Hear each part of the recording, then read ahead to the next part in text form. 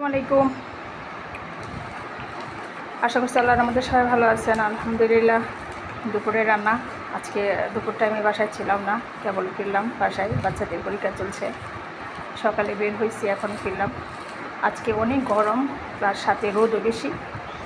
যদিও পাতলা ডাল বা মাছের ঝোল রান্না করার দরকার শরীরের জন্য, কিন্তু সময় পেলাম না। খুব ক্ষুধার্ত, বেলা হয়ে গেছে 3টে সাড়ে 3টার মতন। তো দ্রুত এসে গরম ভাত রান্না করলাম। আর হচ্ছে যে ধন্দল ভর্তা, এটা তো এগুলো করতে তো খুব সহজ। রান্না মাছের ঝোল টোল রান্না করতে গেলে মশলা, বিভিন্ন সবজি কাটা বাছা অনেক কিছু করতে হবে। আর ফ্রিজের মাছ, সেটা ভিজিয়ে রান্না করতে গেলে অনেক টাইমের ব্যাপার। এই জন্য কম সময়ের জন্য যেটা তাড়াহুড়া করে করা সম্ভব, খাওয়া যাবে সহজে, সেটাই রান্না করলাম। ভর্তা করলাম, ভর্তাটা হয়ে গেছে। সাথে ডিম ভাজি করছি, এটা তো খুব সহজ আমাদের জন্য। আলু ভাজি। আলহামদুলিল্লাহ, এই ছিল আজকে দুপুরে রান্না।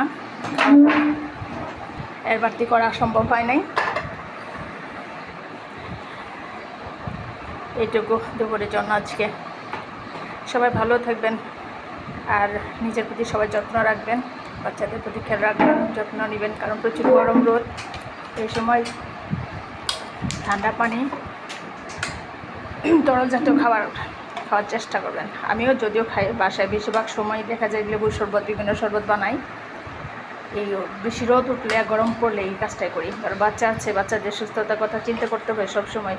শুধু ভালো মন্দ খাবার কথা চিন্তা করলে তো হবে না। সব থেকে বড় কথা, আমাদের সুস্থতার কথা চিন্তা করে আমাদের সবসময় রান্না বান্না করতে হয়। যদিও আজকে রান্নাটা আমার জন্য, মানে গরমের জন্য, রোদের জন্য ঠিক না, তারপরেও সময় পাইনি, করে নিলাম। আল্লাহ এর ভিতরে ভালো রাখুক, সুস্থ রাখুক। সবাই ভালো থাকবেন। আল্লাহ হাফেজ।